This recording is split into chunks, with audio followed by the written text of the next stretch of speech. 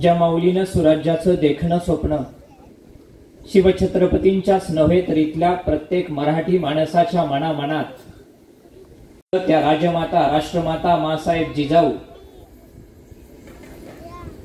ज्या माऊलीनं गोरगरिबांच्या गावखेड्याच्या ग्रामखेड्याच्या मातीमध्ये शिक्षणाचं एखादं छोटंसं रोपटं आपण आपल्या परीनं उभं करण्याचा प्रयत्न केला पाहिजे, हे स्वप्न काळे सरांच्या मनामध्ये अंतकरणामध्ये रुजवलं. त्या मातोश्री कैलासवासी यमुनामाई काळे या दोन्ही महामातांच्या पवित्र चरणांना सर्वप्रथम आजच्या या विशेष दिनी विनम्र अभिवादन करतो आणि मग माझ्या वाणीला प्रारंभ करतो. खरं तर एका आईचा जन्मोत्सव साजरा होतो आहे. राष्ट्रमाता जिजाऊंचा जन्मोत्सव आपण साजरा करतोय आणि एका आईचा स्मृतिदिन या ठिकाणी साजरा केला जातोय. 350-400 वर्षांपूर्वी एका आईनं गुलामगिरीचा अंधकार नष्ट करण्यासाठी आपल्या बाळाच्या मनामध्ये स्वराज्याचं बीजारोपण केलं आणि मागच्या 20-25 वर्षांमध्ये एका आईनं अज्ञानाचा अंधकार नाहीसा करण्यासाठी काळे सरांच्या मनामध्ये शिक्षणाचं ज्ञानाचं बीजारोपण केलंय. आणि म्हणून आई महत्वाची असते. मित्रांनो, लक्षात ठेवा, आज महाराष्ट्र आहे, ही माती आहे, आपण सगळेजण उभा आहोत ते एका आईमुळेच. आणि या ठिकाणी सर हे जे भरलं गोकुळ आज उभं आहे ते एका यमुनामाईच्या त्यागाच्या काठावर उभा आहे. म्हणजे आमच्या भगवान श्रीकृष्णाचं गोकुळ जसं यमुनेच्या काठावर होतं, तसं आज मातोश्री यमुनाबाईंच्या त्यागाच्या, समर्पणाच्या आणि कष्टाच्या, श्रमाच्या काठावर हे भरलं गोकुळ या ठिकाणी ताई उभं राहिलेलं आहे. हे निश्चितपणे सर्वप्रथम या ठिकाणी नमूद करतो आणि त्या माऊलीला आपण सर्वांच्या वतीने स्मृती दिनाच्या निमित्तानं विनम्र अभिवादन करतो. खर तर तुम्ही सगळेजण खऱ्या अर्थाने महान आहात. शाळा तर सगळीकडेच असताय, शिक्षण तर सगळ्याच शाळा देत आहे, पण शिक्षणाबरोबर संस्कार देणाऱ्या शाळा आज आजूबाजूला कमी झाल्यात. शिक्षणाबरोबर संस्कार देणारी, शिक्षणाबरोबर चांगला विचार देणारी शाळा तुम्हाला लाभली आहे हे खऱ्या अर्थानं इथं आल्यानंतर पाहिलं, सरांशी बोलणं झालं आणि ह्या ठिकाणी कळलं. म्हणून ही सगळी महान माणसं या ठिकाणी व्यासपीठावर उपस्थित आहे.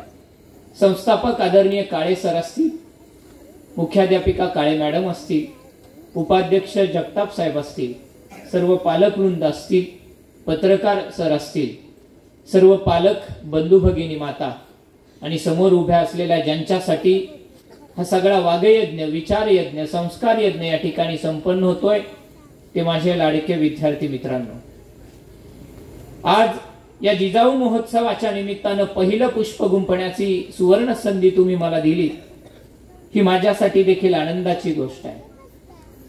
जिजाऊ महोत्सव संपन्न होतोय, आईबद्दल, जिजाऊंबद्दल बोलायचंय. आणि जिजाऊंनी ज्या शिवरायांना ज्या भूमीत जन्म दिला त्या आमच्या शिवनेरीच्या जुन्नर आंबेगावच्या भूमीतून मिळालोय.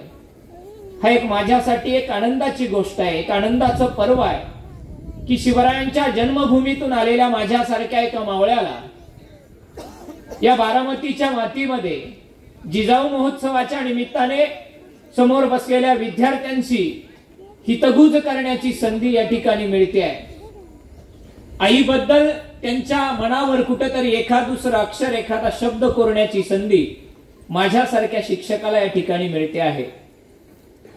विद्यार्थी मित्रांनो, खर तर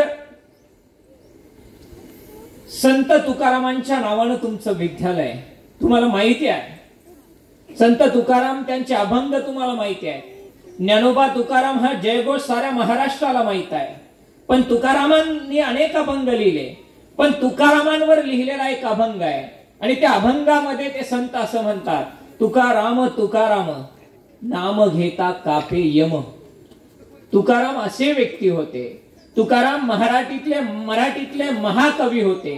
तुकाराम असे संत होते की ज्यांचं नाव घेतल्यानंतर यम देखील कापतोय. तुकाराम तुकाराम नाम घेता कापे यम. त्या तुकारामांच्या नावानं हे विद्यालय सुरू केलंय सरांनी. ही देखील तितकीच अत्यंत आनंदाची. मी ज्ञानोबांच्या भूमीतून आलोय आणि तुकारामांच्या मातीत, तुकारामांच्या भूमीत या विद्यालयात, त्यांचं नाव ज्या विद्यालयात, त्या भूमीमध्ये या ठिकाणी आज आईबद्दल बोलण्याची संधी तुम्ही मला दिली आहे. मगाशी सरांनी फमू शिंदे सरांच्या कवितेचा उल्लेख केला. खर तर मॅडम, आपण या ठिकाणी जिजाऊ महोत्सव नाही तर जिजाऊंच्या लेखी उभं करण्याचं काम करतायत. समीक्षा जे काही बोलत होती ती खऱ्या अर्थाने जिजाऊ महोत्सवाच्या निमित्ताने जिजाऊंच्या लेखी या मातीत उभे राहतायत. तुम्ही सगळे शिक्षक मंडळी ते चांगलं काम करताय, ते समीक्षाच्या माध्यमातून या ठिकाणी मला निश्चितपणे दिसून आलं. तेही या महोत्सवाच्या प्रारंभी शुभारंभी या ठिकाणी नमूद करणं मला अत्यंत गरजेचं वाटतंय. आज आई वात्सल्याची मूर्ती, आई जीवनाचा आधार किंवा जीवनाचा दीपस्तंभ. एकूणच आई या विषयावर बोलत असताना मित्रांनो, आई दोन शब्द आहे, आ आणि ई. आमच्या काळातल्या 12 खडीतले आणि तुमच्या काळातल्या 14 खडीतले हे दोन शब्द ज्यावेळी एकत्र येतात, आ आणि ई, हे आई एकत्र आलं तर मग ती आई आपल्या जगण्याची बाराखडी पूर्णपणे बदलून टाकते. आपल्या जगण्याची बाराखडी खऱ्या अर्थाने आई आपल्याला शिकवत असते. ती फक्त शाळेतली बाराखडी शिकवत नाही, तर ती आम्हाला जगायला उभं करत असते. माणसं साधारणपणे 2 प्रकारे बोलतात. कधी कधी माणसं पोटातून बोलत असतात, कधी कधी माणसं ओटातून बोलत असतात. मुलांनो, एकदा डोळे बंद करून मनापासून आई म्हणा. आई हा आवाज येतो ना अंतकरणापासून, तो ना पोटातून येत नाही, तो फक्त ओठातून येत नाही, तर आईला घातलेली साध आहे. आई हा आवाज आहे ना, तो येतो आपल्या हृदयाच्या प्रत्यक्ष गाभाऱ्यातून येत असतो. आईबद्दल सांगत असताना सर्वप्रथम एक संदर्भ या ठिकाणी ठेवतोय. नामदेव नावाचा मेंढ्या चारायला जाणारा एक मुलगा होता.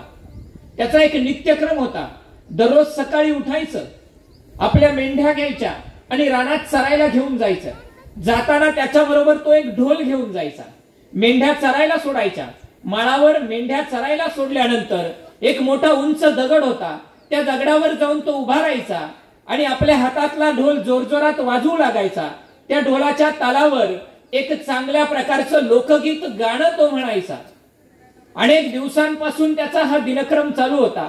पण जेव्हा जेव्हा तो नामदेवा त्या ढोल वाजवायला लागायचा, गाणं म्हणायला लागायचा, त्यावेळी चरायला सोडलेल्या मेंढ्यांच्या कळपातून एक छोटंसं कोकरू त्याच्या जवळ यायचं.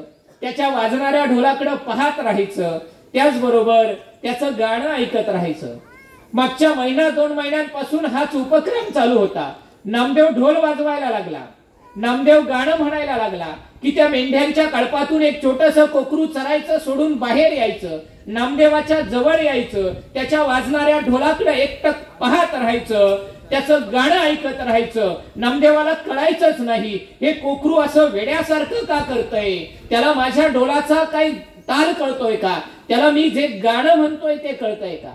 बरेच दिवस जात राहिले, हाच दिनक्रम चालत राहिला आणि मग न राहून एके दिवशी नामदेवानं त्या कोकराला विचारलंच. नेहमीसारखाच नामदेवा त्या ठिकाणी ढोल वाजवायला लागला, गाणं म्हणायला लागला. ते कोकरू चरायचं सोडून जवळ आलं. जवळ येऊन त्याच्या ढोलाकडे एकटक पाहत राहिलं. बरेच दिवसांपासून नामदेव निरीक्षण करत होता. आज मात्र त्याने ठरवलं की याला विचारायचंच, नेमकं काय भानगड आहे बाबा.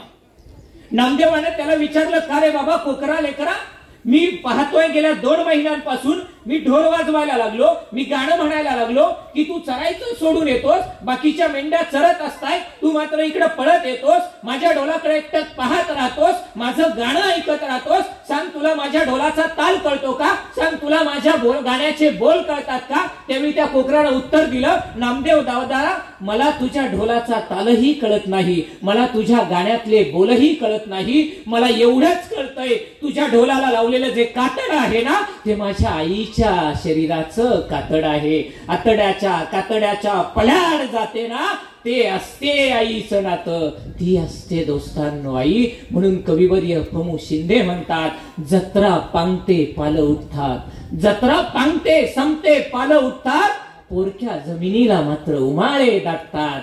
अशीच असते आई, मनात कायमच ठेवून जाते काही. अशी असते आई, अशी असते आपली आई. खर तर आई हे नातच एक वेगळ्या प्रकारचं आहे. असं म्हणतात ना की देवाला प्रत्येक घरात येता येत नाही, म्हणून त्या ठिकाणी देवाने घरामध्ये आई निर्माण केली. आपण आईला बोलताना अनेक उपमा देतो. आई मायेचा सागर असते, आई मायेचं आभाळ असते, आई धरणी मातेसारखी असते. आपण आईला अनेक उपमा देतो, आईला आपण अनेक प्रकारचं त्या ठिकाणी मोठे पण देतो, शब्दातून देतो. हो, पण या सगळ्या उपमांच्या, शब्दांच्या, कवितांच्या, भाषणांच्या, निबंधांच्या पलीकडे जाऊन आपण आपल्या आईच्या जगण्याचा विचार करतो का मुलांनो? हा विचार आपण मुलांनी केला पाहिजे. आपण उठतो ना सकाळी, किती वाजता उठता? झोपले काय? किती वाजता उठता? आवाज.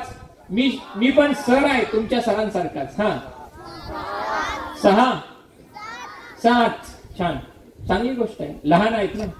आई किती वाजता उठते? कुणाची आई 4 वाजता उठते, कुणाची 4:30, कुणाची 5. पण मी खात्रीने एवढं सांगू शकेल, सूर्योदयापूर्वी तिचे पाय अंथरुणाच्या बाहेर येतात. त्यावेळी आमच्या घरात होतो सूर्योदयापूर्वीचा सूर्योदय. आई सूर्योदयाच्या अगोदरच उठलेली असते आणि ती फक्त उठत नाही, आम्ही उठायच्या आधी आमच्या आंघोळीचं पाणी तापलेलं असतं. बरोबर ना? आपण आंघोळ करून बाहेर आलो की आपला चहा, आपलं दूध गरम केलेलं असतं. बरोबर ना? तुम्ही शाळेत निघायच्या आधी तुमच्या समोर नाश्त्याची प्लेट रेडी येत असते. बरोबर ना? तुमचा सगळा अभ्यास झालेला असतो, तुमचं दप्तर भरलेलं असतं, तुमचे कपडे आईने काढून ठेवलेले असतात, शाळेच्या कपड्यांना इस्त्री केलेली असते. हे सगळं केलेलं असतं. एवढंच नाही तर बाबा बाहेर पडायच्या आधी, आई बाहेर पडायच्या आधी, मुलं बाहेर पडताना प्रत्येकाच्या न्याहारीची तयारी आईने केलेलीच असते. तुम्ही तुमचा नाश्ता करताय, तुमचा टिफिन बॅग मध्ये घेतायत आणि मग येतायत. बाबा ऑफिसला जायचं असेल, बाबांना शेतावर जायचं असेल तर ते सुद्धा नाश्ता करून जात आहेत. इतकंच नाही, सगळ्यांच्या दुपारच्या जेवणाची आई तयारी करून ठेवत असते व्यवस्थित. आई स्वतः कामाला जाते, आई शेतात जाते, आई रानात जाते, आई ऑफिसात जाते. कुठेही गेली तरी तिला कष्ट आणि काम चुकतच नाहीये. आई जाते, दिवसभर राबते, आई काम करते, धावपळ करते. कुणासाठी? सगळ्यांसाठी, घरासाठी करते. आणि आई संध्याकाळी घरी येते. खरं तर आपल्यासारखी आई सुद्धा थकलेली असते, भगलेली असते. आपण सगळेजण म्हणतो कंटाळा आलाय. बाबाई मस्तपैकी निवांत सोप्यावर बसलेले असतात, त्यावेळी आई किचन मध्ये प्रवेश करते. खरं तर आईच्या घरात येण्यानंच आमचं घर लख प्रकाशित होते. तरी देखील तिला होते एक सांजवात देव्हाऱ्याजवळ. मुलांनो, आपली आई खरं तर चंदनासारखी झिजत असते, पण तरीही तिला होते एखादी सुगंधी उदबत्ती तुळशीच्या वृंदावनाजवळ. आणि त्यावेळी आमचं घर खऱ्या अर्थाने सुगंधित होतं. आम्ही सगळ्या जणांना लागलेल्या भुकेची त्या ठिकाणी आग विझवण्यासाठी आई किचन मध्ये जाते, सगळ्यांचं संध्याकाळचं जेवण करते, सगळं बनवते, सगळ्यांना जेव खाऊ घालते, स्वतः मात्र शेवटी जेवते. आपण सगळेजण झोपायला मोकळे होतो, आई मात्र झोपत नाही लवकर. आपल्या आधी आई झोपलेली आठवते का? आठवते नाही. आपण सगळेजण झोपायला जातो, आपण सगळेजण झोपतो, आई मात्र उद्याच्या भाजीची तयारी करत असते. आईला उद्याचे वेध लागलेले असतात. सूर्योदय होऊन कितीतरी, सूर्यास्त होऊन कितीतरी तासांनंतर आमच्या घरात रात्री कधीतरी उशिरा 11, 11:30 वाजता एक सूर्यास्त होतो. सकाळी सूर्योदयापासून सुरू झालेलं कष्टाचं एक दिनचक्र संध्याकाळी सूर्यास्तानंतरही 4-5 तासानंतर कुठंतरी थांबतं. आईला एकदा विचारलं, हे सगळं तुला कसं जमतं? तर आई म्हणाली, त्यासाठी आई व्हावं लागतं, त्यासाठी आई व्हावं लागतं. आईला कष्ट चुकत नाहीये, आईला श्रम चुकत नाहीये. आई इतकीच नाहीये, आई सगळ्यांसाठी करत असते. आता कदाचित तुम्हा मुलांना वाटत असेल किंवा काही म्हाताऱ्या माणसांना वाटत असेल, आमच्या आजच्या आईला काही थोडे कष्ट कमी झाले. बघा, आमच्या आजीच्या काळात जातं होतं. जातं माहितीये ना? छान. तुम्ही सगळी ग्रामीण भागातली मुलं आहे, मी पण ग्रामीण भागातूनच आलेलो आहे. आजीच्या काळात जातं होतं, जातं. त्याच्यावर आजी दळण दळायची. आमच्या आईच्या काळात गल्लीमध्ये चक्की आली, आई दळण करून ते चक्कीमध्ये दळायला द्यायची. आता आज घरात जी आई आहे किंवा आमच्या पत्नीच्या काळामध्ये आज घरामध्ये घरघंटी आली आहे, घरातली चक्की आली आहे. कष्ट कमी झालेत थोडेसे, श्रम कमी झालेत थोडेसे. मुलांनो, आजीचं जातं गेलं, गल्लीतली चक्की ही बंद होत आली, घराघरात घरगुती चक्की आली आहे.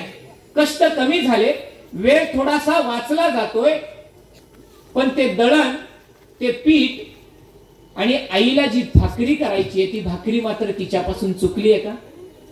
तिला चपाती करावीच लागते. आजीलाही भाकरी करावीच लागत होती, आईलाही करावी लागायची आणि आमच्या पत्नीलाही आज करावीच लागते ना.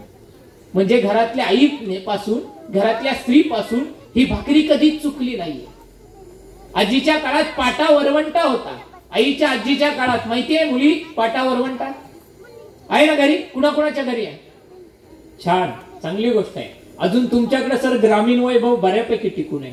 आमचं जरा पुणे चाकणच्या जवळ येतं, त्याच्यामुळे पाटा गेला, वरवंटा गेला, उखळ गेलं. आता नुसताच मिक्सर आलाय घर घर करणारा.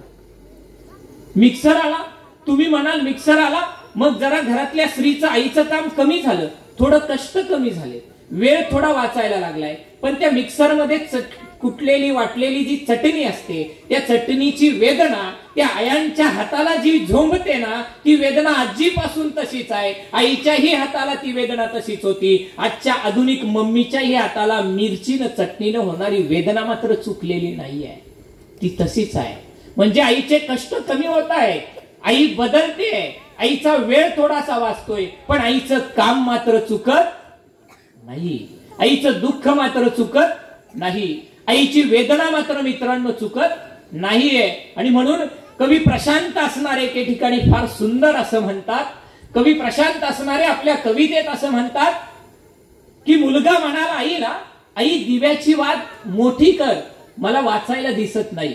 मुलगा म्हणाला आईला, आई दिव्याची वात मोठी कर, मला वाचायला दिसत नाही. बाबा म्हणाले आईला, अगं दिव्याची वात लहान कर, मला झोप येत नाही. बाबा म्हणाले आईला, अगं दिव्याची वात लहान कर, मला झोप येत नाही. आई रात्रभर दिव्याची वात लहान मोठी करत राहिली आणि आयुष्यभर त्या दोघांच्या मध्ये त्या वातीसारखीच जळत राहिली. आयुष्यभर त्या दोघांच्या मध्ये त्या वातीसारखीच जळत राहिली. आईचं अस्तित्व असंच असतंय, ती घरासाठी जळून जाते, स्वतःचं अस्तित्व संपून जाते. आई इतकी निरपेक्ष असते बघा, तिला स्वार्थ नाहीये काहीच, त्याच्यामध्ये तिचा काहीच स्वार्थ नाहीये. आणि आई फक्त आपली आई असते का? ती बाबांची पत्नी असते, आजी आजोबांची सून असते, कुणाची तरी काकी असते, कुणाची तरी मावशी असते, कुणाची तरी आत्या असते, आपली आई असते. या सगळ्या भूमिका आई निभावत असते. घरातली प्रत्येक आई ह्या भूमिका निभावत असते. जणू काही या अनेक भूमिका निभावताना आई एकपात्री नाटकच सादर करत असते. पण नाटकाला अंक असतात, नाटक कधीतरी थांबतं. बिचाऱ्या आईच्या आयुष्याचं हे अनेक पात्री नाटक जे आहे ते आयुष्यभर असंच चालू राहतं. ते लवकर तिच्या आयुष्याबरोबर ते अखंड प्रवाहित होतं, चालत राहतं. ते सहजासहजी संपत नाही. ही आयुष्याचं, ही जगण्यातली, ही जीवनातली आई आहे. आणि आता कवितेबरोबर, भाषणांबरोबर, चित्रपटांबरोबर, गोष्टींबरोबर आपण आपल्या जगण्यातल्या आईला समजून घेणं आजच्या काळामध्ये मला वाटतं अत्यंत गरजेचं आहे. ती आई विद्यार्थ्यांनी, आमच्या मुलांनी, आमच्या सगळ्या पालकांनी, आमच्या सगळ्या घरातल्या प्रत्येक कुटुंबातल्या प्रत्येक सदस्यांनी आपल्या जीवनातली आई समजून घेणं आज मला या ठिकाणी अत्यंत गरजेचं वाटतं. ती आई मित्रांनो आपण खरं तर समजून घेतली पाहिजे. ती आई आपल्याला त्या ठिकाणी समजली पाहिजे. त्याच्या पुढे जाऊन सांगत असताना, आई समजून घेत असताना, आईला आपण अनुभवत असताना, आईबद्दल विचार करत असताना, आई हे निरपेक्ष नातं आहे, अतिशय निरपेक्ष. की आईबद्दल ऐकायला या सगळ्या माऊलींची संख्या उत्तरोत्तर मागच्या अर्धा तासापासून वाढतच जाते आहे. खरं तर आम्ही जरा पुण्याच्या जवळ असल्यामुळे आमच्याकडे भाषण किंवा व्याख्यान ऐकायला फार लोक जमत नाही. म्हणजे पुण्यात फार मोठी कार्यक्रम व्याख्यान होत असतात, पण खाली किती लोक असतात ते पुण्यात जे जातो त्यालाच माहित असते. पण तुमच्याकडे ग्रामीण भागात मंडप आता खचाखच भरलेला आहे. आई ऐकायला आलेल्या सगळ्या माता भगिनींचं देखील या ठिकाणी सरांच्या आणि मॅडमच्या वतीनं पुन्हा एकदा स्वागत करतो. आणि व्याख्यानाच्या पुढच्या टप्प्याकडे जाताना मुलांना मी असं सांगत होतो, एक छोटासा विचार करा. समजा एका आईचा एक मुलगा गरीब आहे आणि एका आईचा एक मुलगा श्रीमंत आहे. आईचा कुणाकडे जीव असतो बरं जास्त? गरीब. बरोबर. का बरं? खरं तर त्या गरीब मुलाकडून आईला काही मिळण्याची सुतराम शक्यता नसते. त्या गरीब मुलाकडून आईला फार मोठी पैठणी साडी मिळेल का? नाही. त्या गरीब मुलाच्या कुठं गाडीत बसून फिरायला मिळेल का? नाही. तरी आईचा जीव त्या श्रीमंत मुलापेक्षा गरीब मुलाकडेच असतो. एकाच आईची दोन लेकर असतील, एक अपंग असेल, एक चांगला सदृढ असेल, तर आईचा जीव कुणाकडे अधिक असतो? अपंग मुलाकडे. का बरं? अपंग मुलाकडून आईची सेवा घडण्याची सुतराम शक्यता नसते. आईलाच त्याचं सगळं आयुष्यभर पाहावं लागतं. तरी देखील त्या गरीब मुलाकडं, त्या अपंग मुलाकडे आईचा जीव अधिक का लागतो? या प्रश्नाचं उत्तर मला संतांच्या अभंगात मिळतं दोस्तांनो. लेकुराचे हित जाणे माऊलीचे चित्त, ऐशी कडवळ्यांची जाती करी लाभाविन प्रीती. आई हे एकमेव नातं आहे. लक्षात ठेवा मुलांनो, की जे लाभाशिवाय, अपेक्षेशिवाय प्रेम करत असतं. करी लाभाविन प्रीती. कुठलीच अपेक्षा नाही, कुठलाच स्वार्थ नाही, कुठल्याच प्रकारचा लाभ नाही, असं एकमेव नातं जगाच्या पाठीवर जर कोणतं टिकून असेल ना, तर ते नातं म्हणजे खऱ्या अर्थाने आईचं नातं टिकून आहे. आणि ही आई फक्त जगत असते, आपल्या सगळ्यांसाठी कष्ट करत असते, आपल्या सगळ्यांवर प्रेम करते. एवढंच नाही तर आई आपल्याला खऱ्या अर्थाने जीवनामध्ये जगायला दीपस्तंभासारखं मार्गदर्शन करते. आईला मी मॅनेजमेंटचा गुरु म्हणतो. मॅनेजमेंटचे गुरु आहात तुम्ही सगळे.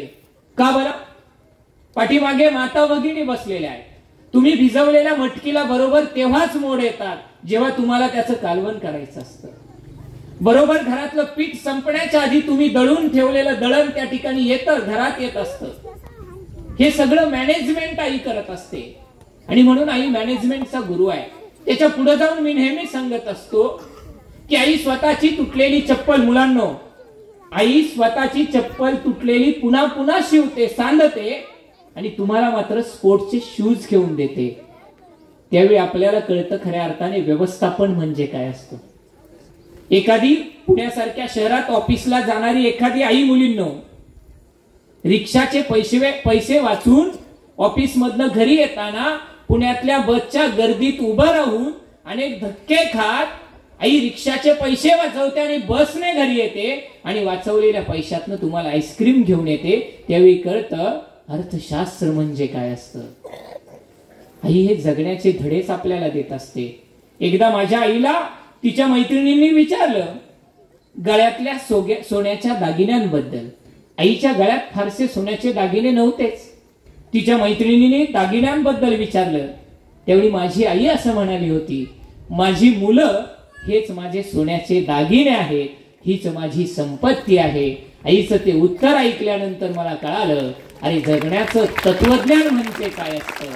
जीवनातलं मित्रांनो तत्वज्ञान म्हणजे काय असतं ना, ते आपल्याला आईकडून शिकायला मिळतं.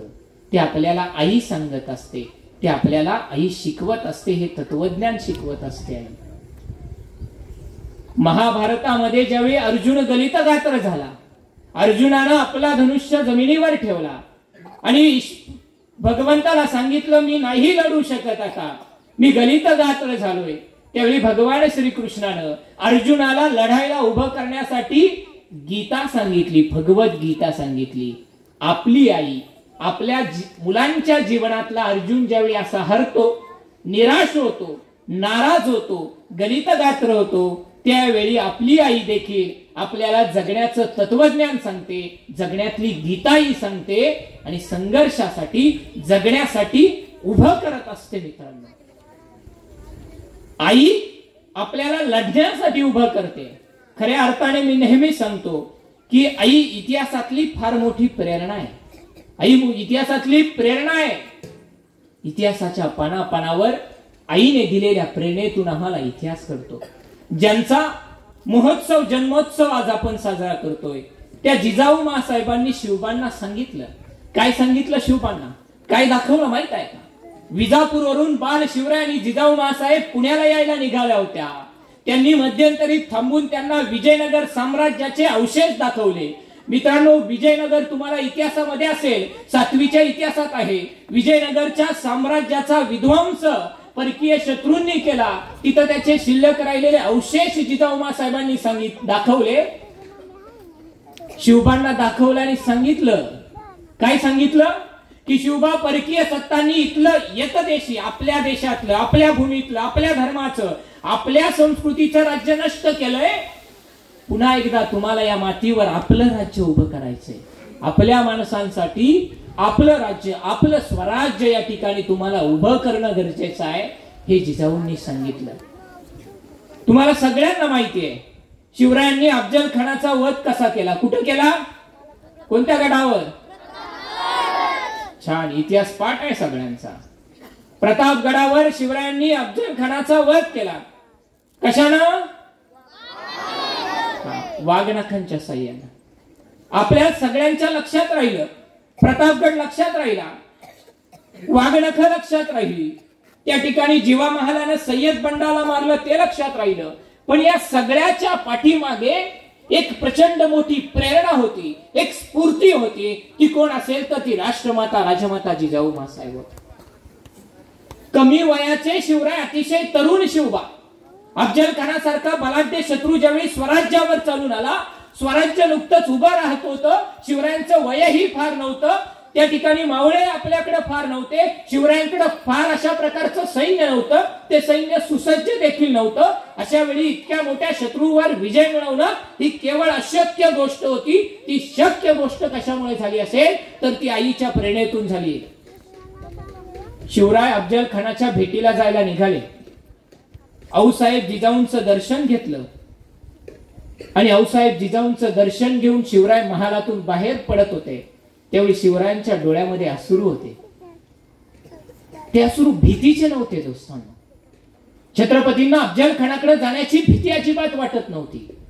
पण यदा कदाचित अफजल खान कपटी आहे, बलाढ्य आहे, त्याच्याकडे मोठं सैन्य आहे, जर आमचं काय झालं तर पाठीमागे आऊसाहेबांचं काय होईल आणि आऊसाहेबांनी थटलेल्या या स्वराज्य संकल्पाचं काय होईल याची भीती, याची शंका शिवरायांच्या मनात होती. त्यांच्या डोळ्यात नकळत अश्रू पाहिले. मासाहेब जिजाऊंनी शिवबांना पुन्हा जवळ घेतलं आणि विचारलं, शिवबा डोळ्यात पाणी काय.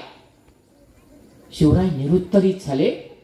त्यावेळी आऊसाहेब जिजाऊंनी डोक्यावर हात ठेवून सांगितलं, जा जा, बिनधास्तपणे न घाबरता धैर्याने या संकटांना सामोरे जा. आणि जर काही तुमचं काही बरं वाईट झालंच, एक आई आपल्या मुलाबद्दल बोलतेय. माता भगिनींनो लक्षात ठेवा, जिजाऊंनी किती मोठा दगड ठेवला असेल स्वतःच्या काळजावर. आपलं कोवळ्या तरुण वयातलं पोरग अफजल खानासारख्या बलाढ्य कपटी अशा शत्रूकडे पाठवायला. एक आई सांगते, जर तुमचं काही बरं वाईट झालं तर आम्ही शंभू राजांना गादीवर बसू आणि हा स्वराज्य संकल्प नेटाने पुढेच नेऊ, पुढेच चालू असं सांगितलं. आणि त्यावेळी शिवराय निर्धास्तपणे गेले. आईनं आपल्या मुलांना सुरक्षित नाही ठेवायचंय. आईनं आपल्या मुलांना संकटाशी सामर्थ्य आणि सामना करण्यासाठी लढवायला शिकवलंय. पुरंदरचा तह तुम्हा सगळ्यांना माहित असेल. 23 किल्ले आणि 4 लक्ष होण्याचा प्रदेश, स्वराज्यातला निम्म्यापेक्षा अधिक प्रदेश देऊन टाकावा लागला शत्रूला, औरंगजेबाला. शिवराय रात्र रात्र झोपत नव्हते त्यावेळी, की उभं केलेलं कष्टातून, मावळ्यांच्या त्यागातून, रक्तातून उभं राहिलेलं स्वराज्य असंच असं तहासाठी द्यावं लागलं. त्यावेळी कोण पाठीशी उभं राहिला असेल. शिवराय रात्र रात्र झोपत नव्हते. त्यावेळी राजमाता जिजाऊ महासाहेबांनी शिवबांना सांगितलं, शिवबा स्वराज्य निर्माण केलं ना, त्यावेळी तुझ्याकडे काय होतं, काहीच नव्हतं, शून्य होता. शून्यातून तुम्ही स्वराज्य उभं करू शकता, तर हे अर्ध उरलेलं जे स्वराज्य आहे त्यामधून पुन्हा एकदा गेलेलं स्वराज्य तुम्ही पुन्हा मिळवू शकता. अशा प्रकारचा आत्मविश्वास शिवबांना जिजाऊ महासाहेबांनी दिला. म्हणजे स्वराज्याच्या निर्मितीपासून, स्वराज्याच्या संकटापासून ते राज्याभिषेकापर्यंत एकमेव प्रेरणा कोण असेल ना दोस्तांनो, तर ती एक आई होती, जी जाणते उद्याला. जिजाऊ शब्दाची फोड करून सांगताना मी नेहमी सांगतो, जी जा ऊ, जी जाणते उद्याला. मराठी मातीचा, महाराष्ट्राच्या मातीचा, या देशाच्या मातीचा उद्याचा भविष्यकाळ काय असेल याचा विचार त्या माऊलीने केला, याचा विचार त्या आईनं केला. तिने उद्या जाणला, जर आज शिवबा उभा राहिला नाही, जर आज स्वराज्य उभं राहिलं नाही, तर उद्याच्या पिढ्यांचा काळ गुलामगिरीत, अज्ञानाच्या अंधकारात असाच कितपत पडेल. ही माती स्वतंत्र होणारच नाही. हा उद्याचा दृष्टिकोन जिजाऊंनी पाहिला आणि त्यानुसार शिवबांना उभं केलं, त्यानुसार मावळे जमा केले आणि त्यानुसार स्वराज्य उभं केलंय जिजाऊ महासाहेबांनी. शिवराय प्रत्येक दिवसाची सुरुवात, प्रत्येक कार्याची सुरुवात आपल्या आईच्या पावलांना स्पर्श करून, नतमस्तक करून करा. जगाच्या इतिहासामध्ये असे अनेक युगपुरुष घडले की जे आपल्या आईला नमस्कार केल्याशिवाय आपलं कोणतंच काम सुरू करत नाही. तुम्ही करता का नमस्कार? करता का? आवाज आला नाही, बळच समजलं मला. परीक्षेला निघाल्यावर करत असा, तेवढ्या पुरतच. आई संकटातच आठवते नाही का? ठेच लागली की आई ग. इतर वेळी आईची दखल आपण घेत नाही. 30-30 मिनिटांच्या, 30-30 सेकंदाच्या रील्सला लाखो लाईक आहे, पण महिन्यातले 30-30 दिवस आपल्या सगळ्यांसाठी कष्ट करणाऱ्या आईला आपण लाईक करतो का? आईची दखल आपण घेतो का? तिच्याबद्दल आपण विचार करतो का? तुम्ही तासनतास मोबाईल गेम खेळत असतात स्क्रीनवर. तुम्ही मोबाईल गेम स्क्रीनवर खेळताय, पण आईच्या हाताची स्किन कधी पाहिली का? तिच्या हाताला स्पर्श करा एकदा. हाताला स्पर्श करून घरातली धुनी भांडी सगळ्या गोष्टींपासून, शेतातल्या काबाड कष्ट सगळ्यापर्यंत सतत अविरत कष्ट करून आईच्या हाताची स्किन कशी झाली आहे. त्या स्क्रीन पेक्षा मोबाईलच्या आईच्या स्किनकडे जरा लक्ष द्या. आपल्याला कळेल, आपल्या आईच्या बापाच्या कष्टाची जाणीव होईल. त्यासाठी असतो जिजाऊ महोत्सव. ती आई आपल्याला समजून घेणं गरजेचं आहे मित्रांनो.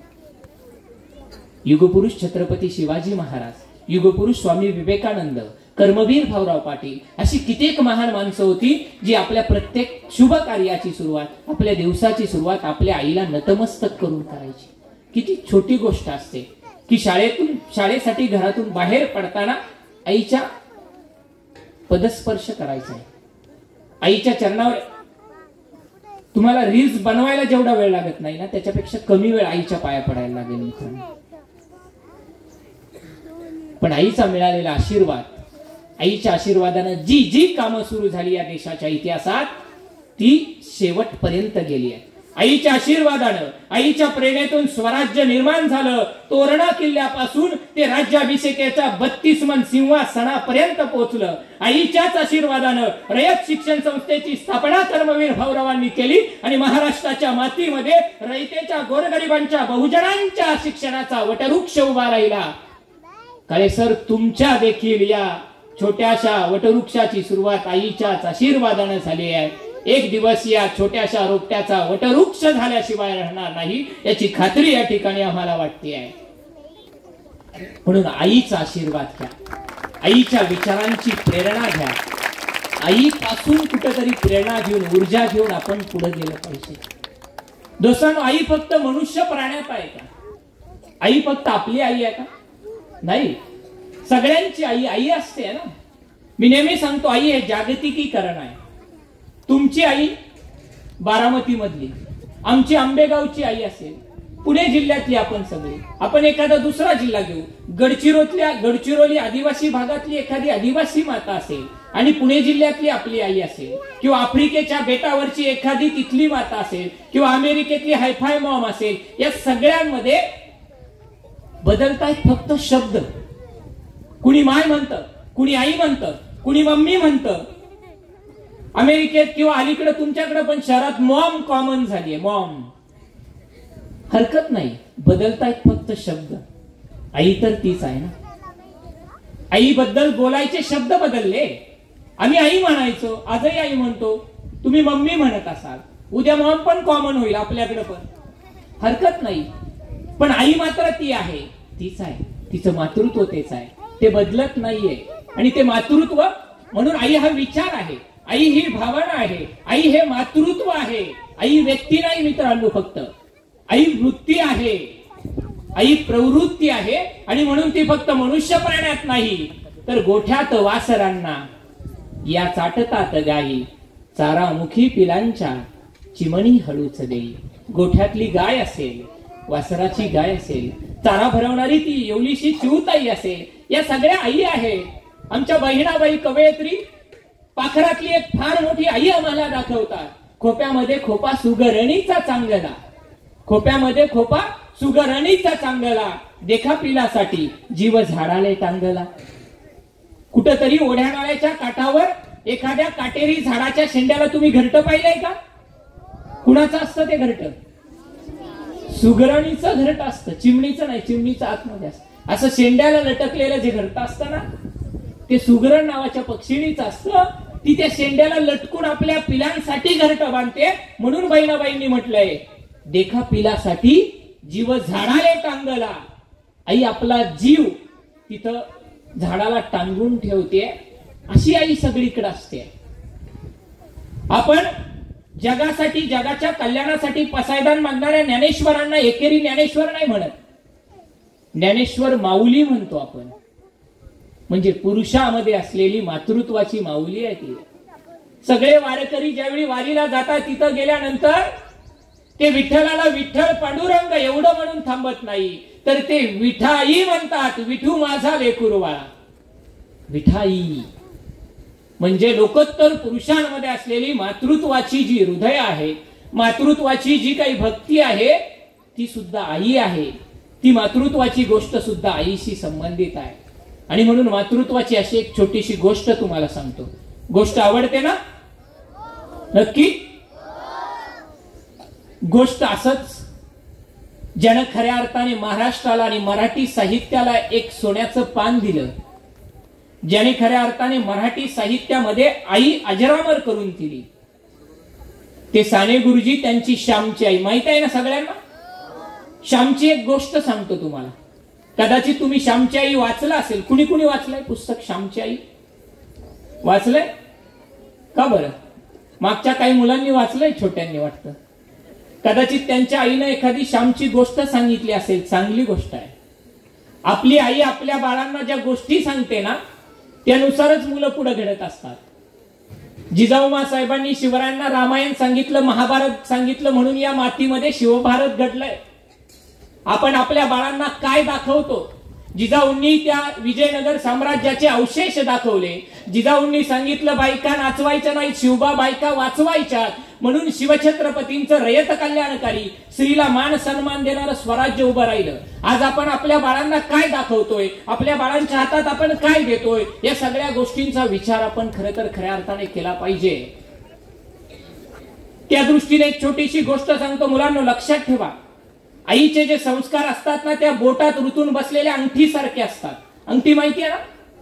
हा, अंगठी जर पडली किंवा बाहेर काढली तर बोटावर एक व्रण दिसतो. दिसतो की नाही? तो तसाच असतो, तो तसाच दिसत असतो. जरी अंगठी पडून गेली तरी कायम राहतो. आमच्या आईने केलेले संस्कार असेच असतात. जरी काळ बदलला तरी आईच्या संस्कारांचे व्रण मात्र आमच्या मनाच्या पाठीवर कायम कोरलेले असतात. ते तसेच असतात. ते सहजासहजी पुसता येत नाही. श्यामच्या आई मधला तो एक श्याम पुण्यामध्ये शिकायला होता. पुण्यामध्ये शिक्षण घेत असताना एके दिवशी खानावळीला सुट्टी होती. मेस बंद होती. जेवायचं काय करायचं? श्यामची गरिबी होती. श्यामच्या खिशामध्ये पैसे नव्हते. तो पुण्यात इकडे तिकडे असाच भटकत फिरत होता. जेवणाचं काय करावं? पोटात तर भूक लागली होती. पोटात भूक लागलीये, खिशात पैसे नाहीये. आज खानावळ बंद आहे. श्यामला काही सुचेना. संध्याकाळ उलटून गेली होती. रात्र व्हायला लागली होती. लोकांची गर्दी कमी होत होती. श्याम चालत चालत आला. समोर एक मंदिर होतं. श्यामच्या सहज डोक्यात एक विचार आला. नेहमी जाता येता त्या मंदिराला तो नमस्कार करायचा. आजही जवळ जाऊन त्याने नमस्कार केला आणि त्याच्या सहज लक्षात आलं, लोकांची गर्दी कमी झाली आहे. लोकांची रहदारी आता कमी झाली आहे. बरीच लोक पाया पडून गेली. त्या ठिकाणी मंदिराच्या समोर लोकांनी काही प्रसाद ठेवला असेल, लोकांनी काहीतरी दक्षिणा ठेवली असेल. त्याच्या मनात असा विचार आला की देवाला लोकांनी काहीतरी वाहिलेला असेल, त्यातले 1000 रुपये आपण घ्यावा आणि त्याचं काहीतरी भेळ वाटता घेऊन खाऊन आपल्या पोटाची आग विझवावी.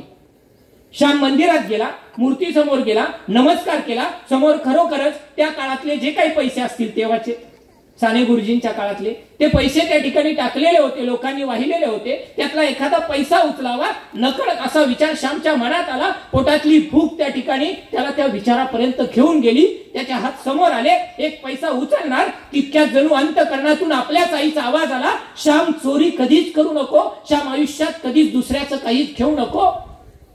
आईने सांगितलेला विचार, आईने सांगितलेला संस्कार आठवला. श्याम सरकन वीज अंगात चमकली, हात पाठीमागे गेले, श्याम पाठमोरा झाला, निघून गेला. आपल्या वसतिगृहात रात्रभर भुकेनं तळमळत राहिला, भुकेनं उपाशीच झोपला. पण दुसऱ्याच्या पैशाला, तिथल्या पैशाला, तिथल्या पदार्थाला त्याने हात लावला नाही. आईचे संस्कार असे असतात बाळांनो. आणि म्हणून हाच श्याम, त्याने ही श्यामची आई आपल्या प्रत्येक माणसापर्यंत, प्रत्येक मराठी मुलापर्यंत पोहोचवण्यासाठी श्यामची आई नावाचं फार सुंदर पुस्तक लिहून ठेवले. निश्चित वाचा. तो श्याम वाचता वाचता तुम्हाला तुमच्या डोळ्यासमोर तुमची आई आठवल्याशिवाय राहणार नाही. तो श्याम वाचता वाचता, तो श्याम ऐकता ऐकता तुम्हाला तुमच्याही आईने सांगितलेल्या चांगल्या गोष्टी निश्चितच आठवल्याशिवाय राहणार नाही. त्या आठवत राहतील, त्या गोष्टी तुम्हाला देखील त्या ठिकाणी कळत जातील. त्याचा विचार आपण केला पाहिजे. म्हणून आईने दिलेले संस्कार महत्वाचे आहेत. मी अशी एक धाडसानं विधान करतोय. पूर्वी मुलं समाजात, देवळात, पारावर सगळीकडे मुलांची जडणघडण व्हायची. मुलं सगळीकडे घडायची सर पूर्वी. घरातच नाही, घराच्या बाहेर, गावात, समाजात, पारावर, मंदिरात, सगळीकडे मुलं घडण्याचा जो काळ आहे, मुलं घडण्याचं ठिकाण आहे. आमच्या काळात ते गावात सगळीकडे मुलांची जडणघडण व्हायची. आता घराच्या बाहेर मुलं घडतील का नाही याची शाश्वती अजिबात नाही. उलट ती बिघडण्याची शक्यता अधिक आहे. घराच्या बाहेर मुलं बिघडण्याची शक्यता अधिक आहे. मग अशा वेळी मुलं घडण्याची एकमेव जागा माता भगिनींनो शिल्लक आहे, ते म्हणजे आपलं घर आहे. मुलं घडवायची असते तर मातांची जबाबदारी देखील तितकीच महत्वाची आहे. आज मुलांची जबाबदारी जितकी महत्वाची आहे, तितकीच मातांची जबाबदारी महत्वाची आहे. आपल्या मुलांना आपण घडवू शकतो, होय. कुठलं सांस्कृतिक संक्रमण आपल्या मुलांच्या मानगुटीवर बसू शकत नाही. जोपर्यंत तुम्ही तुमच्या मुलांचा विचार करताय, तुमच्या मुलांना संस्कार देताय, त्यांना प्रेमानं 2-4 गोष्टी चांगल्या सांगताय. या ठिकाणी अनेक माता उपस्थित आहेत. काळ बदललाय, बाहेर परिस्थिती सुरक्षित नाही. आपल्या मुली घडवण्याची भूमिका तुमच्यासाठी अत्यंत महत्वाची आहे. एकदा घरातून बाहेर पडलेली मुलगी सुखरूप घरी येईल का नाही याची शाश्वती आज राहिली नाहीये. बाहेर पडलेली मुलगी कुठे जाईल, कुठे जाते, कशी वागते याचं काही आपण सांगू शकत नाही. त्यावेळी आपल्या हातात काय उरतंय तर आपण तिच्यावर संस्कार करणे. आपण फक्त आई होऊन उपयोग नाही, आपण आपल्या मुलांची मैत्रीण झालं पाहिजे. आपण आपल्या मुलांचा मित्र व्हावं लागेल. काळानुसार आपल्याला आपली भूमिका बदलावी लागेल. ती बदलती भूमिका आपल्याला स्वीकारावी लागेल. त्या मुलांना तसं समजून घ्यावं लागेल.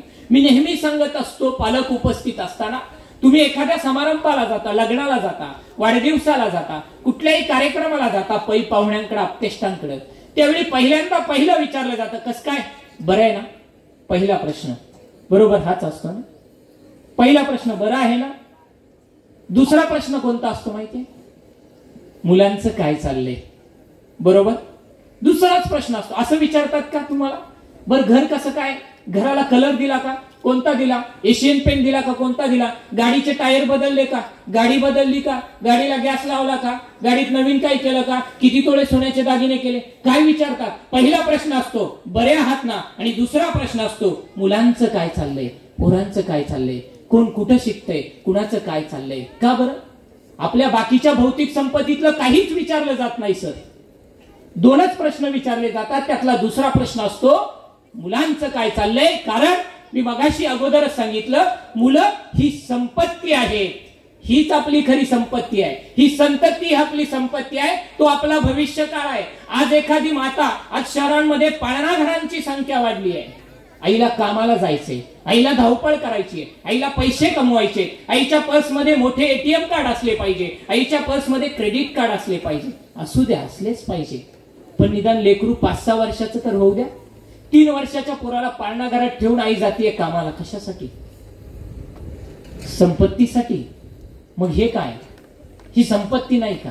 जर 3 आणि 4 वर्षाच्या बाळाला तुम्ही पाळणा घरात सोडून जाणार असाल, 4-4 तास ते पोरग आईशिवाय बापाशिवाय जगत असेल, वाढत असेल, तर भविष्यात मग वृद्धाश्रमांची संख्या वाढायला लागली तर त्यांच्याकडे बोट दाखवू नका तुम्ही. ज्या काळात तुम्ही त्यांना सांभाळायचंय ना त्यावेळी तुम्ही सांभाळा, त्यांना सांगा, त्याची जाणीव करून द्या. जेव्हा त्यांनी तुम्हाला सांभाळायचंय तुम्ही सांभाळलं तर ते निश्चित सांभाळ. जे पेरलं निसर्गात ते उगवतं, हा निसर्गाचा नियम आहे, माझं वाक्य नाही. निसर्ग सांगतो जे तांदूळ पेरले तांदूळच उगवतील. तुम्ही चांगले विचार पेरले, तुम्ही चांगले संस्कार पेरले तर या मुलांमधून, या पिढीमधून देखील चांगले संस्कार, चांगल्या प्रकारचे विचार उभे राहतील.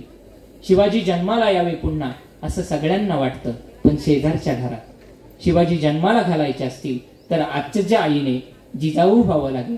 आपल्याला लढणारे छत्रपती शिवराय उभे करायचे नाही, आपल्याला तलवार हातात द्यायची नाहीये. आपल्याला या मुलांच्या मनामध्ये चांगला विचार द्यायचा आहे, चांगला संस्कार द्यायचा आहे. त्यांचा काळ फार कठीण असणार आहे, सोपं नाहीये त्यांच्या काळात. नोकऱ्या कमी होत चालल्यात, व्यवसायामध्ये बिकट परिस्थिती आहे, काळ बदलत चाललाय, जगणं बदलत चाललंय. अचानक कधी काय होईल सांगता येत नाही. त्या बदलत्या काळामध्ये त्यांना जगण्याच्या लढाईसाठी उभं करायचं असेल तर आपल्याला जिजाऊंसारखी कणखर भूमिका घ्यावी लागेल. आपल्याला जिजाऊंसारखे 4-2 संस्कार यांच्या मनावर कोरून ठेवावे लागतील. आणि यांची मनं ही कोऱ्या पाटीसारखी असतात. या वयात जी अक्षरं आपण लिहू उमटताय ती कायमस्वरूपी चिरकाल टिकतायत. म्हणून या कोऱ्या पाटीवर आता काहीतरी चांगली अक्षरं लिहिण्याची, ती उमटवण्याची जबाबदारी मातांची, पित्यांची, या दोन्हींची आहे. माता आणि पिता, आई आणि बाप हे खऱ्या अर्थाने संस्काराचं पीठ आहे. ते संस्कार पीठ जर चांगलं असेल तर ही मुलं चांगलं घडतील. तुमच्याकडे संस्कारांबरोबर, शिक्षणाबरोबर चांगले विचार देणारी, चांगली व्याख्यानं, चांगले विचार, चांगलं व्यासपीठ देणारी शाळा आहे. तुमची मुलं निश्चित चांगले घडतील. फक्त आईने एकदा विचार करायला हवा आणि त्याबरोबर मुलांनी देखील आपल्या आईचा विचार करायला हवा. आई जपायला हवी आहे. आज आई पण जपण्याचा काळ आहे असं मी आवर्जून सांगत असतो. का बरं? आई पण जपायचं, आईने आईचं आई पण जपायचंय आणि आम्ही त्या आईला जपायचं आहे.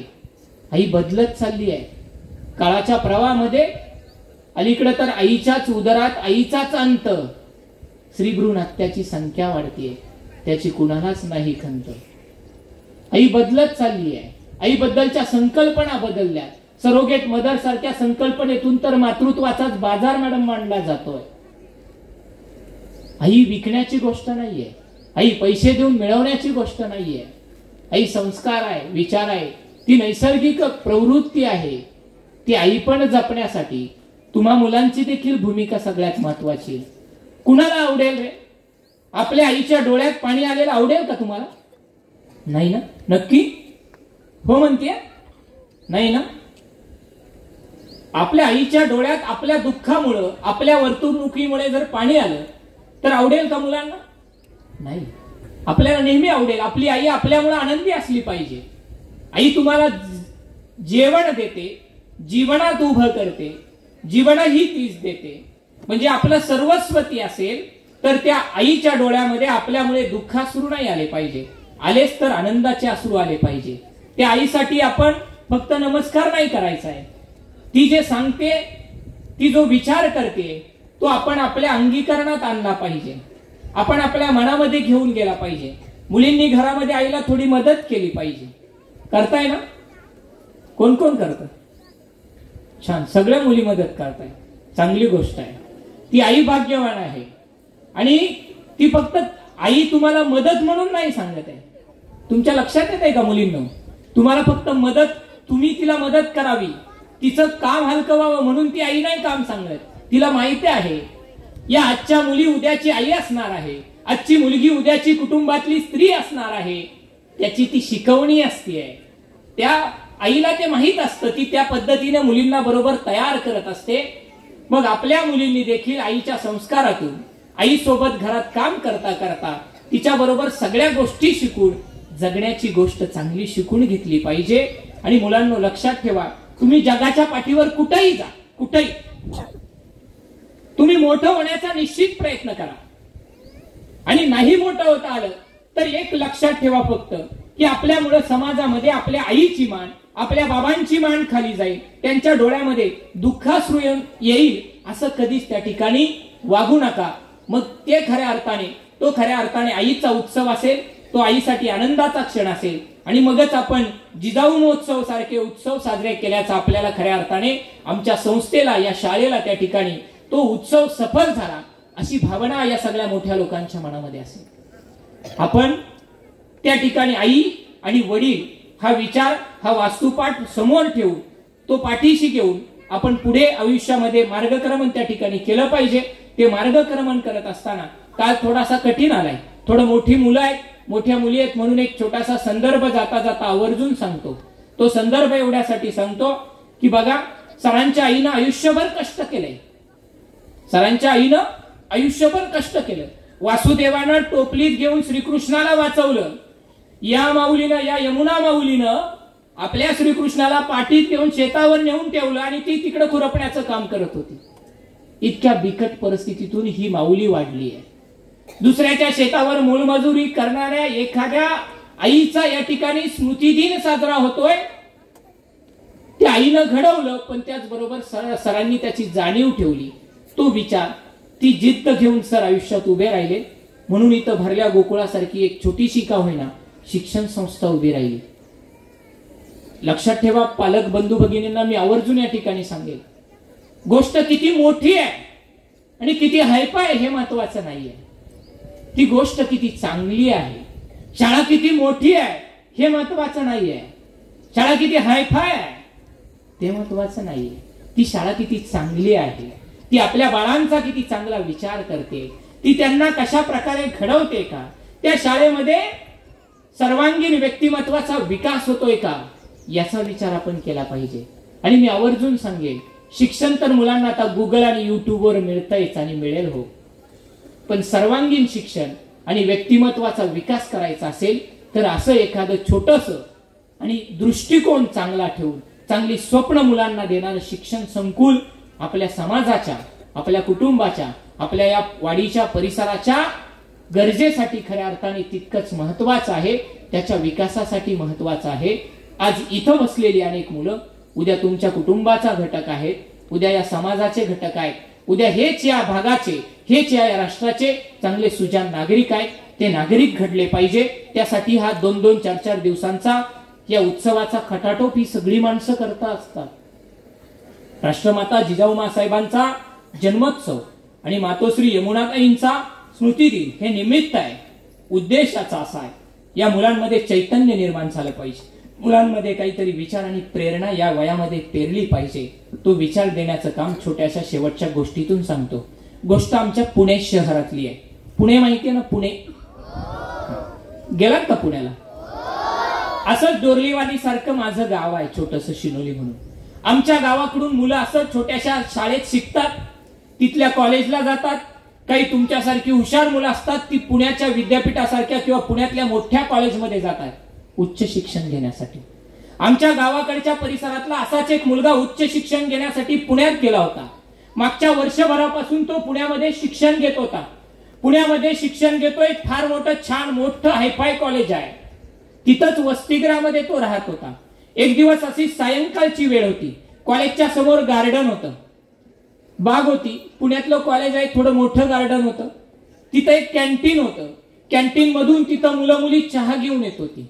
आता मुलं मुलं शाळेची नव्हती, कॉलेजची मुलं मुली होती. तुमच्या मोठ्या मुलांच्या लक्षात आलं असेल. मित्रमैत्रिणी एकत्र बसून चहा घेत होते, गार्डन मध्ये बसले होते. सायंकाळची वेळ होती. गप्पा टप्पा चालू होत्या. काही गप्पा अभ्यासाच्या होत्या, काही गप्पा पुण्यातल्या होत्या, काही गप्पा त्यांच्या मित्रमैत्रिणींच्या संदर्भात होत्या. आमच्याकडून गावाकडून गेलेला, आंबेगावच्या गावाकडून ग्रामीण भागातून गेलेला एक शेतकऱ्याचा मुलगा त्या मित्रमैत्रिणींमध्ये बसलेला होता. तो देखील चहा घेत होता. त्याच्या समोर त्याची एक मैत्रीण बसलेली होती. मागच्या वर्षभरापासून तो त्या ठिकाणी पुण्यात शिकतोय. त्यांच्या ग्रुप मधली त्याची एक जवळची चांगली मैत्रीण समोर बसलेली होती. चहा घेता घेता त्या मैत्रिणीनं अचानक त्याला विचारलं, एक प्रश्न विचारू का? तो म्हणाला, बोल, विचार ना. आपली मैत्रिणी विचारतीये. तिने विचारलं, एकदा माझ्याकडे बघून सांग ना, तुला माझ्या डोळ्यात काय दिसतंय?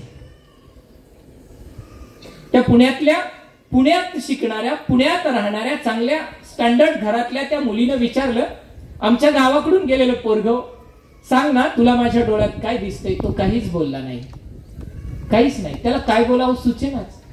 त्याने चहाचा कप बाजूला ठेवला त्या मुलीनं पुन्हा एकदा विचारलं त्याच्या मैत्रिणीने, का रे बाबा, मी तुझी इतकी चांगली मैत्रीण आहे, आपण वर्षभरापासून एकाच कॉलेजमध्ये एकाच क्लासमध्ये आहे, मग तुला माझ्याकडे पाहिल्यावर काहीच वाटत नाही का? तो मुलगा काहीच बोलत नाहीये. त्याने पुन्हा चहाचे 2 घोट घेतले आणि चहाचा कप तिथे टेबलवर ठेवलाय. ती मुलगी पुन्हा एकदा, तिच्या आता जरा थोडासा राग यायला लागलाय तिला, की मी 2 वेळा विचारलं, वर्षभरापासून आपण मित्र आहोत, चांगली मैत्रीण आहे मी तुझी, तू माझ्याकडे पाहून काहीच का बोलत नाही, तुला माझ्याबद्दल काहीच का विचार वाटत नाही का?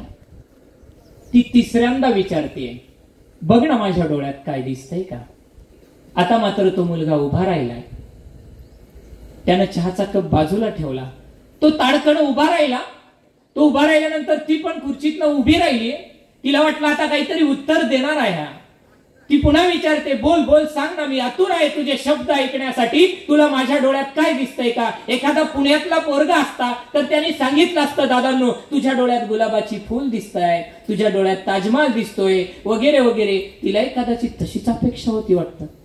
ती म्हणते, सांग ना तुला माझ्या डोळ्यात काय दिसतंय? मुलगा उठून उभा राहिलाय, ती उभी राहिलीये. तिने तिच्या डोळ्यात डोळे घालून त्या मुलानं सांगितलं. आमच्या गावाकडून गेलेल्या शेतकऱ्याच्या पोरानं त्या मुलीला सांगू लागला, दिसतंय ना तुझ्या डोळ्यात, दिसतंय ना मला? ती विचारते, सांग ना काय दिसतंय, काय दिसतंय? त्यावेळी गावाकडून गेलेलं गोरगरिबांचं शेतकऱ्यांचं पोरगा सांगतंय, तुझ्या एका डोळ्यामध्ये शेतात राबणाऱ्या माझ्या बापाचे अनवाणी पाय दिसतायत आणि दुसऱ्या डोळ्यामध्ये काबाड कष्ट करून भेगाळणाऱ्या माझ्या आईचे हात दिसतायत.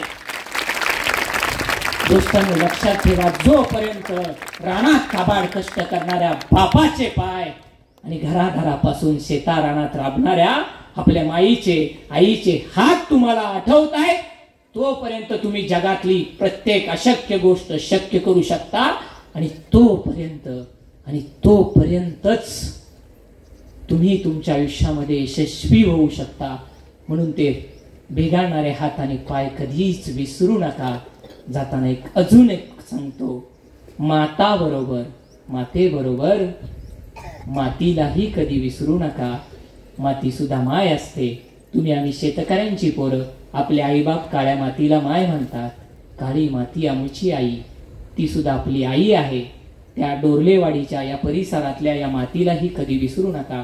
माता आणि माती हे आपलं वैभव आहे, त्यांना विसरू नका. आयुष्यात संघर्ष करा, लढा. इथली माता, तुमच्या घरातली माता आणि या शाळेतली या परिसरातली माती तुम्हाला प्रेरणा देत राहील. जीवनात यशस्वी सगळे होतात, पण चांगला माणूस व्हायचा निश्चित प्रयत्न करा. सांगितलेली शेवटची गोष्ट तेवढी लक्षात ठेवा, जोपर्यंत तुम्ही माता आणि मातीला त्या ठिकाणी विसरत नाही, तोपर्यंत तुमच्या प्रगतीचा, विकासाचा आणि चांगला माणूस घडण्याचा प्रवास उत्तरोत्तर उंच उंच उंच जातच राहील. शेवटी जाता जाता या 2 माऊलींसाठी एवढंच सांगेल, थोर दुवा केली तुवा जिजाऊ माऊली, थोर दुवा केली तुवा जिजाऊ माऊली, झडपल्या वासरांची झाली सगाऊली, बैल दिला नांगराला फाळही दिलास, बैल दिला नांगराला फाळही दिलास, आणि काळावर धावणारा शिवछत्रपती नावाचा काळही दिलास, काळावर धावणारा काळही दिलास. त्या जिजाऊ मासाहेबांना पुनश्च एकदा आणि माता यमुना माईंना पुनश्च एकदा विनम्र अभिवादन करतो आणि वाणीला पूर्णविराम देतो. या ठिकाणी आमचे मित्र, पत्रकार मित्र संजय किकले साहेब, त्याचबरोबर शशिकांत सरांच्या माध्यमातून या ठिकाणी येता आलं, त्यांच्या प्रती देखील कृतज्ञता या ठिकाणी व्यक्त करतो. सर, आपल्या या छोट्याशा पण महत्वाच्या या भविष्यातल्या फार मोठ्या कार्यासाठी मी मनपूर्वक या ठिकाणी शुभेच्छा देतो. हा जिजाऊ महोत्सव फक्त डोरलेवाडी पुरता नाही, ही मुलं आणि तुमची शाळा फक्त बारामती पुरते नाही, तर एक दिवस याचा धबधबा, याचा दबदबा, याचा घवघवा निश्चित आपला जिल्हाभर होईल, अशी देखील या ठिकाणी शुभचिंतन सदिच्छा व्यक्त करतो आणि थांबतो. धन्यवाद. जय जिजाऊ, जय शिवराय.